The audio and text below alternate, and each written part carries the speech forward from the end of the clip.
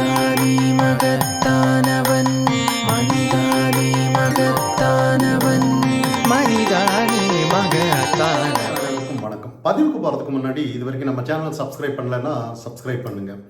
ஒரு அரசியல்வாதி கிட்ட அதாவது ஒரு குற்றச்சாட்டுங்கிறது வேற, அவதூறுங்கிறது வேற. இப்போ ஒரு குற்றச்சாட்டு ஒருத்தர் மேலே வைக்கிறாங்கன்னா இந்த மாதிரி குற்றச்சாட்டு இருக்கு, அதனால நான் இதை ஃபைல் பண்ணியிருக்கேன், இல்லைன்னா எஃப்ஐஆர் போட்டிருக்கேன், இல்லை கோர்ட்டுக்கு நான் ஏதோ கேஸ் போட்டிருக்கேன், நீதிபதி முன்னாடி நிற்கிறது அது ஒரு ஆக்கப்பூர்வமான ஒரு குற்றச்சாட்டு இருந்து அப்படி போகிறது ஒரு நம்ம ஏற்றுக்கொள்ள வேண்டிய விஷயம்தான்.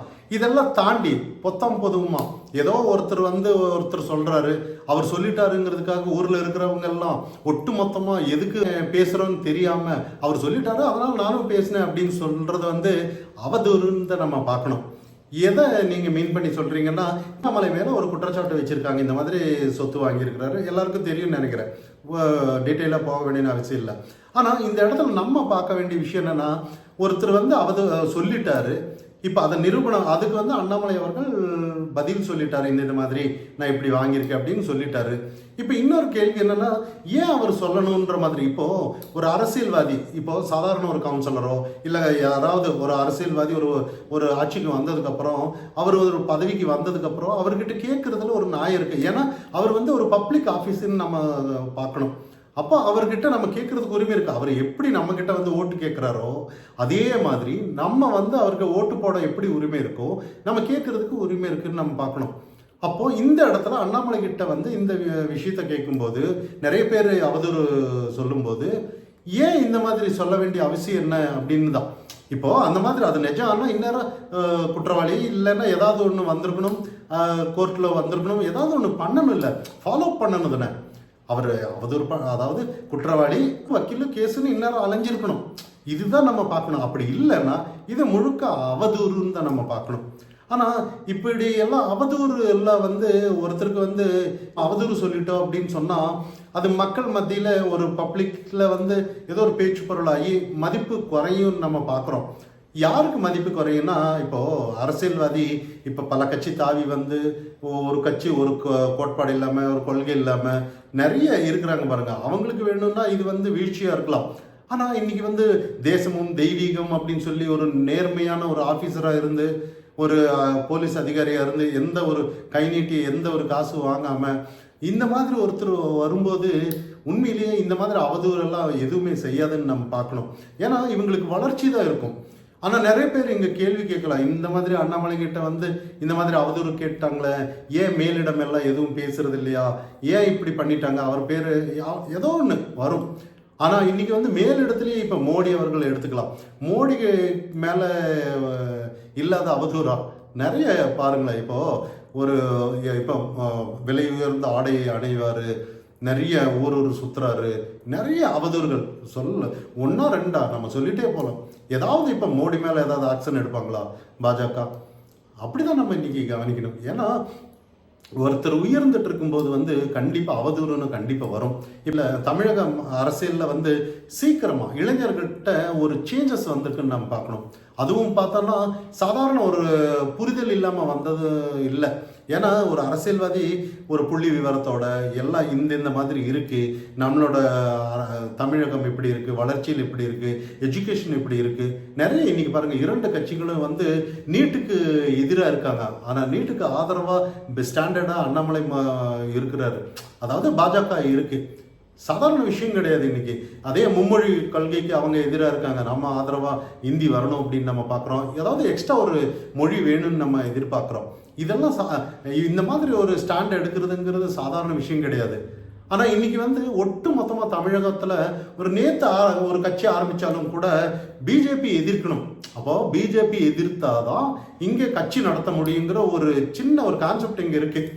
எதுக்கு எதிர்க்கிறோம், ஏன் எதிர்க்கிறோன்னு யாருக்கும் தெரியாது, ஆனால் எதிர்க்கணும். அப்போதான் இவங்க கட்சி வளர்க்க முடியும். அப்படி இல்லைன்னா இங்கே எந்த ஒரு அரசியல்வாதியும் வர முடியாது. அது ஏதோ ஒரு நோயின்னு சொல்லலாம் நம்ம. ஏன்னா ஏதாவது ஒரு ரீசன் இருக்கணும். எந்த ஒரு மக்களுக்கு அதாவது இந்த ஜனநாயக ரீதியாக அதாவது ஒரு ஜனநாயக படி நடக்கிற கட்சி பாஜகன்னு நம்ம சொல்லலாம். இல்லை இங்கே இருக்கிற ஏதாவது ஒரு கட்சி நீங்கள் சொல்லுங்கள் பார்க்கலாம். அதாவது இன்னைக்கு திமுக இருக்குது. திமுக இன்னைக்கு அரசாங்க விழா ஆனாலும் கூட மன்னராட்சி மாதிரி தான். அன்னைக்கு கலைஞர் தொடர்ந்து இன்னைக்கு இன்ப நிதி வரைக்கும் இன்னைக்கு முன்வரிசையில் தான் உட்காருவாங்க. தொண்டர்கள் எல்லாருனாலும் சரி, கட்சி கூட்டணியான யாரானாலும் பின்னாடி தான் உட்காரணும். இன்னைக்கு ஒரு அரசு நிகழ்ச்சியில் என்ன ஆனாலும் சரி இன்னைக்கு. அப்போ இது ஜனநாயக ஆட்சின்னு எப்படி சொல்ல முடியும்? இதற்கு என்ன, இந்த மாதிரி ஒரு கட்சிக்கு என்ன கொள்கை இருக்கு?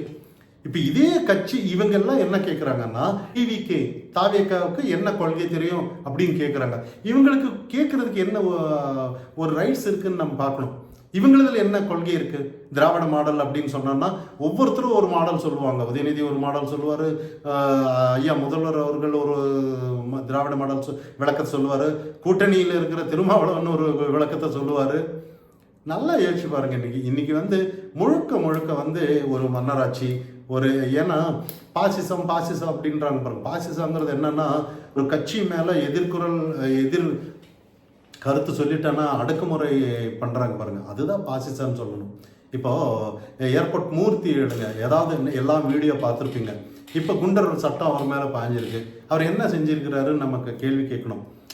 ஆனால் அவர் எல்லா வீடியோ பார்த்துருப்பீங்க, அதில் அவரை தான் தாக்க வர்றாங்க, இவர் அவரை பாதுகாக்க சும்மா திருப்பி தாக்குறாரு, ஆனால் இவர் உள்ளே போகிறாரு. அப்போ இந்த இடத்துல வந்து யார் பாசிச ஆச்சு?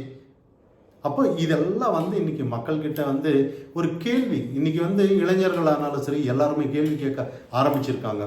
மாற்றம், அது இப்போ ஒரு மாற்றம் வந்திருக்குன்னு நம்ம பார்க்கணும். இப்போ அண்ணாமலை வந்து இன்னைக்கு தமிழக பாஜக வளர்க்குறது வந்து சாதாரண விஷயம் கிடையாது. இன்னைக்கு அதாவது நோட்டாங்கிற கட்சி இன்னைக்கு வந்து வளர்ந்துருக்குங்கிறதுக்கு அண்ணாமலை தான் நம்ம பார்க்கணும்.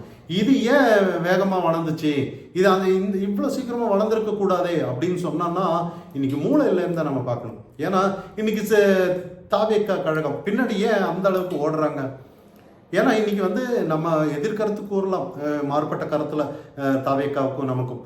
ஆனாலும் கூட அத்தனை பேர் நிற்கிறாங்க. விஜய் ஏன் நிற்கிறோம், எதுக்கு நிற்கிறாங்க? காலையில் 6 மணியில் நின்னவங்க சாயந்தரம் வரைக்கும் நிற்கிறாங்க. இது நாளைக்கு ஓட்டா மாறும். அவன் கண்மூடித்தனமாக இருந்தாலும் கூட ஓட்டா மாறும். அவங்க ஆட்சிக்கு ஏதோ ஒரு சீட்டு வாங்குவாங்கன்னு நம்ம பார்க்கணும். அப்போ இதெல்லாம் வந்து இதை வந்து நம்ம ஒரு வேற மாதிரி பேசினோன்னா அரசியல் சார்ந்து ஒரு சப்போர்ட்டாக இருக்கிறவங்க வந்து இது எதிர்க்கிறதுக்கு பேசலாம். பொதுவாக இருக்கிறவங்க வந்து உண்மையிலேயே இது ஒரு தாக்கத்தை ஏற்படுத்தும். இன்னைக்கு உண்மையிலேயே தாக்கத்தை ஏற்படுத்தியிருக்கு. இன்னைக்கு ஆளுங்கட்சி சார்பாக விஷயத்த சொல்றாங்க. அதாவது கொள்கை கூட்டமாக கூச்சல் எழுப்பும் கூட்டமாக இல்லாமல் அரசியல் புரிதல் கொண்ட கொள்கை கூட்டமாக இளைஞர்கள் இருக்க வேண்டும் அப்படின்னு சொல்லி இன்னைக்கு உதயநிதி அவர்கள் அறிக்கை விட்டுட்டு இருக்கிறாரு. எல்லாருக்குமே இன்னைக்கு பயம் வந்துருச்சு. ஏன்னா இன்னைக்கு வந்து ஊடகத்தோட வெளிச்சம் வந்து இன்னைக்கு வந்து திமுக வந்து ஒரு நரேட்டிவ் செட் பண்ணி வச்சிருந்தாங்க. அதிமுக பாஜகவுக்கு எதிராக ஃபுல்லாக பேசணும் அப்படின்றதுக்காக. அதாவது இன்னைக்கு வந்து எந்த ஒரு அதாவது அதிமுக பாஜக கூட்டணி விரிசல், செங்கோட்டையன் வந்துட்டாரு, அமித்ஷா பார்க்க போயிட்டாரு, அண்ணாமலை பிரித்து விட்டுட்டாரு, இதுதான் இன்னைக்கு பார்த்துட்டு இருக்காங்களே ஒழிய இதெல்லாம் தாண்டி ஊடகத்தோட வெளிச்சம் வந்து இன்னைக்கு வந்து விஜயோட பேச்சு வந்திருக்குதான். இதை யாரும் மறுக்க முடியாது. ஏன்னா இன்னைக்கு முழுக்க முழுக்க மீடியா வந்து அதை வந்து உடைச்சிட்டு இருக்கு இன்னைக்கு. அதாவது அந்த அதிமுக பாஜக கூட்டணி இல்லை விரிசல் அது இதுன்ற வந்த பேச்சு எல்லாத்தையும் உடைச்சு இன்னைக்கு தாவேக்காவோட பேச்சு இன்னைக்கு அடிபட்டு இருக்கு ஊடகம் முழுக்க. நல்லது பண்றாரா, நல்லது பண்ணலையா, அதெல்லாம் தாண்டி 98% தேர்தல் அறிக்கையை நாங்கள் நிறைவேற்றி விட்டோம் அப்படின்னு ஆளுங்கட்சி சொல்லிட்டு இருக்காங்க. அவர் பட்டியலிட்டு சொல்றாரு, கேட்குறாரு இது நிறைவேற்றிட்டாங்களான்னா இல்லைன்றாங்க. அதுக்கு செகண்ட் இன்னொன்று நிறைவேற்றிட்டாங்களா இல்லைன்றாங்க. ஒவ்வொன்றா ஒரு லைனாக படிச்சுட்டு வர்றாரு. அவங்க இல்லைன்னா ஏதோ ஜெயலலிதா முந்தி ஒரு கேட்டுட்டு இருப்பாங்க பாருங்க, மைக்கு பிடிச்சி கேட்டான்னா முன்னாடி தொண்டர்கள் எல்லாம் சத்தம் போடுவாங்க. அதே மாதிரி இப்போ இது வந்து உண்மையிலேயே ஆளுங்கட்சிக்கு வந்து உண்மையிலேயே பெரிய மன உளைச்சலை கண்டிப்பாக கொடுக்கும். இன்னைக்கு கூட நிறைய பேர் வந்து அமைச்சர் பெரிய கருப்பன் இவங்கெல்லாம் நிறைய விஷயங்கள் பேசிட்டு இருக்காங்க. அதாவது விஜய்க்கு பல பேருடன் உறவு, நிறைய விஷயத்த இது ஒரு யூகமா நாங்கள் கேட்க என்னென்னமோ பேசுகிறாங்க, வாய்க்கு வந்ததெல்லாம். இதெல்லாம் சொல்ல வேண்டிய காரணம் என்னன்னா, விஜய் ஏதோ ஒரு விஷயத்துல இவங்களை வந்து டிஸ்டர்ப் பண்ணிட்டு இருக்கிறாருங்கிறது நமக்கு தெரியும். இதெல்லாம் தாண்டி பாருங்களேன், ஒரு பக்கம் எடப்பாடி பழனிசாமி அவர்கள் போயிட்டு இருக்கிறாரு நிறைய சுற்றுப்பயணம். எந்த ஒரு பேச்சு இன்னைக்கு மீடியாவில் வர்றது இல்லையே. இன்னைக்கு முழுக்க முழுக்க விஜயோட பேச்சு. விஜய் ஆளுங்கட்சிக்கு எதிராக பேசிட்டாரு. அதாவது கரெக்டாக தானே பேசினாரு. அவர் பேசினது எந்த ஒரு கருத்து தவறு இல்லை. ஏன்னா நம்ம சும்மா ட்ரோல் பண்ணலாம், தொண்டர்கள் அதை பண்ணிட்டாங்க இது பண்ணிட்டாங்க, ஏதோ ஒன்று டிசிப்ளின் இல்லை ஒழுக்கல, இது வேணும் நம்ம சொல்லலாம். இதை தாண்டி அவர் பேசின விஷயம் அவர் அந்த மக்களிடையே கண்டிப்பாக ஏதோ ஒரு மாற்றத்தை கொடுக்குன்னு நம்ம பார்க்கணும். ஆனால் இதெல்லாம் வந்து இன்னைக்கு அதிமுக பாஜக கூட்டணியில் இருக்கிறவங்க சிந்திப்பாங்களா இல்லையாங்கிறத நம்ம கவனிக்கணும். ஏன்னா பாஜக இன்னைக்கு அதே அண்ணாமலை இருந்திருந்தான்னா இன்னைக்கு ஸ்டாண்டு வேற மாதிரி இருக்கு. ஏதோ அவங்க வந்து 2029 வரணும்னு நினைச்சிருக்காங்க போல இருக்கு, இப்ப தேவையில்லை போல இருக்கு, நம்ம தெரியாது. அதாவது வேகமாக வளர்ந்தா கட்சி நல்லதில்லை அது இதுன்னு கருத்து சொல்றவங்க இன்னைக்கு வந்து விஜய் பின்னாடி இத்தனை தொண்டர்கள் எல்லாம் போறாங்க, ரசிகர்கள் எல்லாம் போறாங்க. ஆனா இதெல்லாம் நாளைக்கு ஓட்டா வரும், நாளைக்கு ஏதோ ஒரு சேஞ்சஸ் எதிர்பார்க்குறாங்கன்னு தான் அரசியல் புரிதல் இருக்கிறவங்க இன்னைக்கு கவனிக்கணும். இதெல்லாம் தாண்டி ஏதோ ஒரு கட்சிக்கு சப்போர்ட்டா இருக்கிறவங்க வந்து இதுக்கு எதிர்கருத்து சொல்லலாம். ஆனா காமனா நாம பார்க்கும்போது இதெல்லாம் ஓட்டா மாறும். மனிதானி மகத்தான